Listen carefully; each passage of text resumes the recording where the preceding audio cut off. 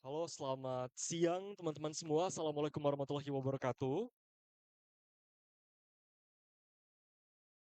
Oke, sebelum aku memulai untuk membawakan materi, aku ingin tanya ke teman-teman semua. Seberapa banyak teman-teman di sini yang sering banget diajak nongkrong sama teman-temannya, padahal besoknya ujian. Tapi karena rasa nggak enak buat nolak, akhirnya tetap ikut. Seberapa banyak teman-teman? Ada mungkin yang pernah punya pengalaman yang sama? Ada ya? Oke, kenapa hal ini bisa terjadi teman-teman? Aku ingin hari ini kita membahas tentang sebuah topik yang sangat umum di kalangan kita, di kalangan Gen Z.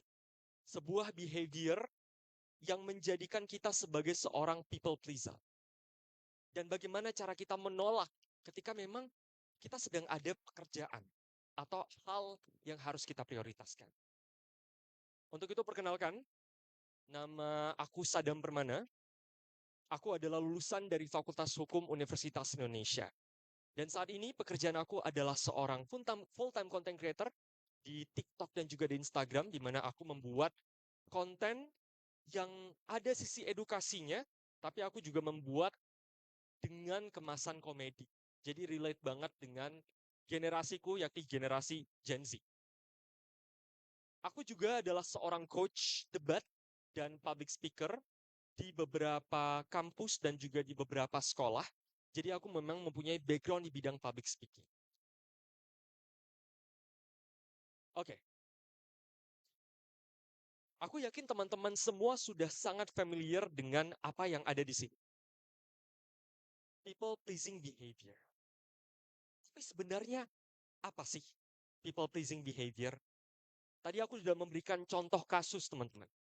Teman-teman misalnya mempunyai kesibukan, besoknya ujian, tapi diajakin teman-temannya buat nongkrong, teman-teman tidak bisa menolak. Padahal besoknya ada ujian.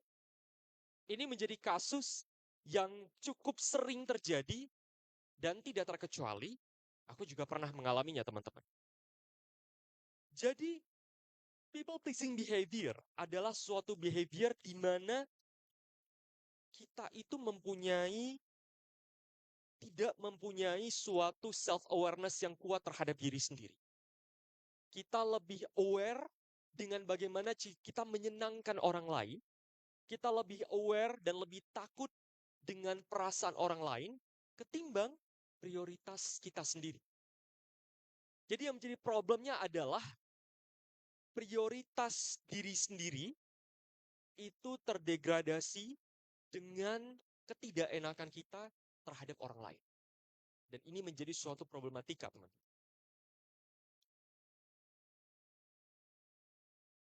Apa impactnya?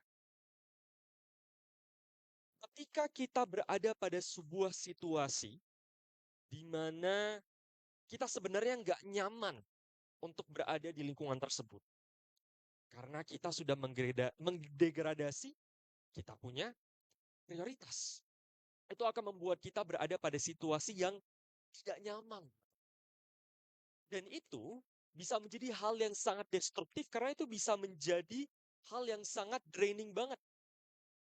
Time consuming dan energy consuming. Yang tadi aku bilang, yang seharusnya teman-teman itu belajar untuk persiapan besoknya ujian, tetapi karena tidak mempunyai awareness, tidak mempunyai apa ya, kapabilitas untuk menolak atau keinginan atau hal yang bisa ditolak, teman-teman pada akhirnya join, ikut nongkrong, ikut makan, ikut main, tapi pikiran teman-teman kemana-mana. Dan itu menjadi hal yang sangat tidak baik sekali untuk mental dan juga fisik dalam hal ini. Oke, next slide. Kenapa kita tidak bisa bilang tidak? Pertama, kita nggak enakan sama orang lain. Kita nggak enakan sama orang lain karena menjadi sebuah kendala prioritas kita bukan kepada diri sendiri, tapi kepada orang lain. Kemudian berbagai macam pemikiran overthinking, teman-teman. Ini menjadi problematika banget di kalangan Gen Z. Gimana ya kalau misalnya aku nggak punya teman? Gimana kalau misalnya teman-teman aku jadi ngomongin aku ke left out, aku FOMO, aku ini dan itu, yang mana fokusnya itu kepada pikiran dan perasaan orang lain, bukan kepada prioritas kita sendiri. Kita takut jadi nggak punya teman, kita takut kehilangan support system mungkin, dan kita takut dengan adanya label dan judgment terhadap kita. Ini menjadi suatu alasan kenapa kita bisa jadi tidak bisa bilang tidak ketika kita menerima suatu ajakan atau ketika kita diminta pertolongan, padahal kita tahu kita punya limit di hal tersebut. Oke, kemudian menjadi pertanyaan selanjutnya adalah, terus gimana sih cara aku bisa bilang tidak? Gimana cara gue bisa nolak ajakan orang yang padahal gue tahu gue nggak bisa ikut? Aku tahu aku lagi ada kesibukan. Aku tahu aku sebenarnya nggak bisa, tapi karena nggak enak, aku terima. Gimana caranya? Ini menjadi sebuah mindset, teman-teman. Kalau kita nolak ajakan orang untuk ajak kita main, atau orang minta tolong ke kita, atau orang intinya mengajak kita untuk melakukan sesuatu atau ikut sesuatu atau join sesuatu. Kita cenderung berpikir kalau kita nolak, itu berarti kita nggak suka dengan orang tersebut secara personal. Padahal teman-teman, yang harus digarisbawahi, ada sebuah mindset yang bisa teman-teman baca di sini. Saying no doesn't mean disliking the person. Jadi ketika kita bilang tidak terhadap sesuatu, bukan berarti kita nggak suka dengan orang tersebut secara personal. Ini sebuah mindset yang aku pribadi berusaha untuk bangun, teman-teman. Intinya aku berusaha untuk membedakan ketika aku menolak sesuatu, bukan berarti aku menolak orang tersebut secara personal atau orang tersebut, tetapi aku menolak ajakannya. Jadi itu dua hal yang berbeda. Dan mindset ini sangat membantu aku. Ini bisa membuat aku betul-betul tahu sebenarnya aku punya prioritas di mana. Mindset yang kedua yang harus teman-teman pahami adalah pahami prioritas diri kita sendiri. Teman-teman, terkadang kita itu nggak tahu loh diri kita siapa. Kita nggak tahu apa yang kita suka, kita nggak tahu prioritas kita apa. Sebuah pembahasan sederhana. Aku ingin bertanya kepada teman-teman yang ada di sini. Lebih sering kita melihat muka orang lain atau melihat muka kita sendiri? Orang lain. Kita lebih sering, gini deh, kaca. Kalau kita ngaca di depan kaca, apakah kita menghabiskan 24 jam waktu kita untuk berkaca? Atau tidak? Jadi kita lebih sering melihat orang lain, kita lebih sering berinteraksi dengan orang lain, kita lebih sering bersosialisasi dengan orang lain, dan ini bisa jadi membuat kita lebih memahami orang lain daripada diri kita sendiri. Dan ini menjadi salah satu faktor kenapa kita tidak bisa bilang tidak, karena adanya tendensi kita lebih tahu atau lebih ingin menghargai dan menjaga perasaan orang lain karena sudah terlalu banyak berinteraksi dengan orang lain. Jadi kenapa mindset memahami diri sendiri, mengenal diri sendiri itu penting, teman-teman? Karena itu akan membuat kita tahu prioritas diri kita sendiri. Itu bisa membuat kita mendahulukan hal yang urgent dan penting untuk diri kita sendiri terlebih dahulu. Kedua, gimana cara kita bisa menolak? Gimana cara kita bisa bilang no terhadap ajakan orang? Be respectful, teman. Pertama, paling penting untuk kita menghargai terlebih dahulu ajakan atau tawaran atau apapun itu yang datang ke kita terlebih dahulu. Kita hargai. Kita hargai orang tersebut, kita hargai apa yang diberikan ke kita. Entah itu ajakan main, entah itu misalnya meminta pertolongan kepada kita, entah itu misalnya apapun yang datang ke kita. Kita hargai terlebih dahulu. Kemudian, penting bagi kita tadi untuk memahami diri kita sendiri sehingga kita bisa punya mindset tahu prioritas diri kita sendiri. Kalau kita sudah mempunyai hal tersebut, lantas kita bisa melakukan hal yang paling penting. Gimana caranya bisa bilang tidak? Adalah dengan bilang tidak. Tapi, pastinya, politely say no with a reason. Jadi yang masih paling penting yang harus di-highlight adalah memberikan atau menolak sesuatu secara sopan. Kita hargai orang tersebut dan berikan alasannya. Nah, ini menjadi sebuah permasalahan juga teman-teman. Kita nggak enakan untuk nolak seseorang karena mungkin dalam beberapa aspek kita takut untuk memberitahu alasan-alasan kita. Main yuk.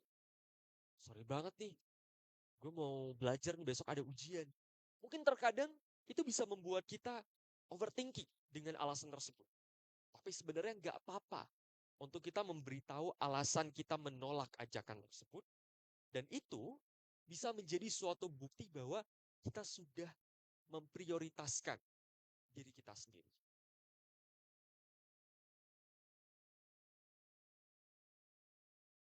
Untuk materi ini sebenarnya sudah cukup. Tapi mungkin aku, karena masih ada waktu, aku mau cerita berdasarkan pengalaman aku pribadi, teman-teman. Di dalam beberapa kesempatan, aku sering di-chat dengan teman-teman, sering di-approach dengan berbagai macam pihak untuk mengajak aku untuk itu bekerja sama, kolaborasi, minta tolong, atau bahkan jauh sebelum aku berada di dunia profesional sekarang. Diajak main, diajak hangout, diajak keluar, diminta tolong, dan lain sebagainya. Tapi aku pernah berada di posisi di mana aku tidak bisa bilang tidak. Jadi aku terima hampir semua tawaran, ajakan, permintaan tolong yang aku terima. Semuanya aku terima. Hingga pada akhirnya aku berada di suatu posisi atau momen di mana aku sadar aku tidak sepenuhnya merasa enjoy dengan apa yang aku lakukan. Aku tidak benar-benar merasa ini gue, kenapa gue ada di sini? Kenapa gue melakukan hal ini? Dan akhirnya berbagai macam penyesalan itu datang. Kalau aja gue berani untuk bisa bilang tidak. Kalau aja gue jujur sama diri gue sendiri, gue bilang sama orang tersebut, sorry ya, gue gak bisa ikut, atau gue gak bisa membantu, dan lain sebagainya.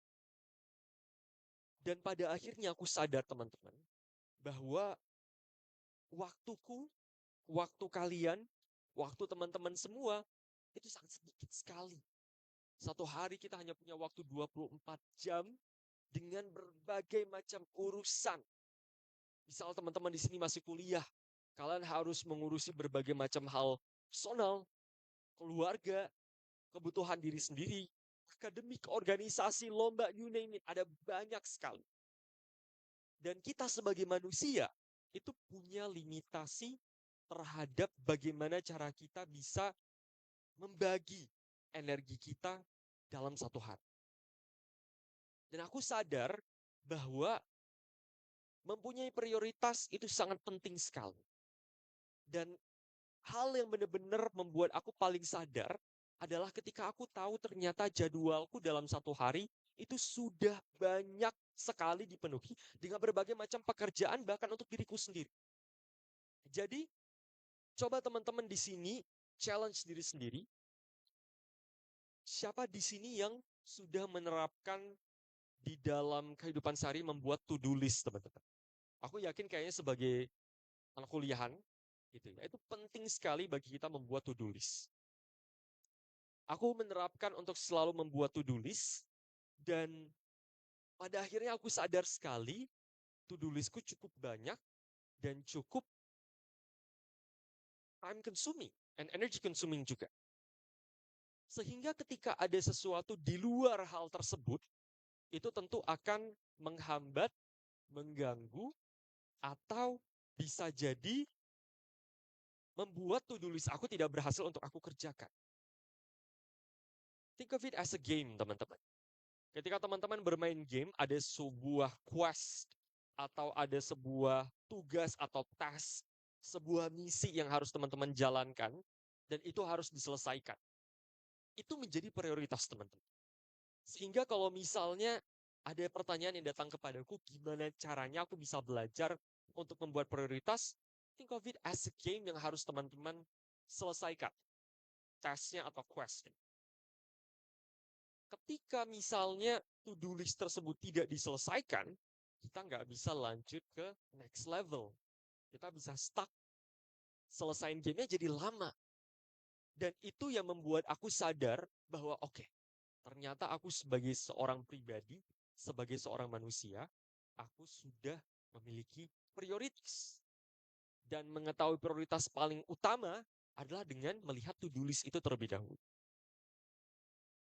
Dan itu nggak salah, teman-teman. Untuk kita memprioritaskan hal yang harus diprioritaskan untuk diri sendiri.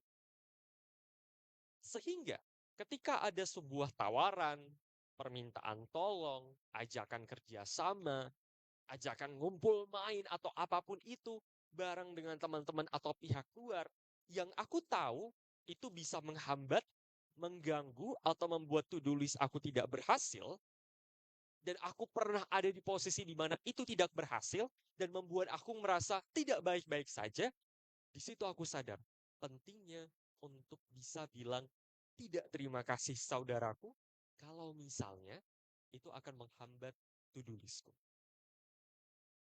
Jadi aku yakin dan percaya ketika kita bisa memprioritaskan diri sendiri, itu akan membuat kita menjadi jauh lebih produktif setiap harinya dan tidak apa-apa untuk mengatakan tidak terima kasih saudaraku terhadap berbagai macam alasan, terhadap berbagai macam ajakan, asalkan kita bisa menolak itu secara sopan, baik, dan menghargai ajakan orang tersebut, serta memberikan alasan kenapa kita menolak ajakan tersebut.